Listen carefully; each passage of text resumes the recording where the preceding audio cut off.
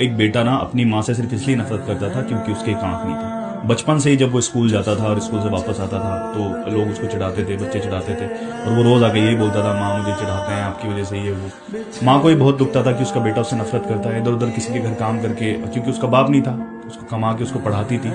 धीरे धीरे जब वो बड़ा होता गया उसकी नफरत बढ़ती चली गई। फिर वो बड़ा हुआ और पढ़ने के लिए बाहर शहर चला गया। कभी कभी आता था, माँ का देखने का मन करता था लेकिन कुछ कह नहीं पाती थी। फिर बहुत दिन हो गए वो नहीं आया तो किसी से पता लगा कि उसने शादी भी कर ली है और उसका बेटा भी है।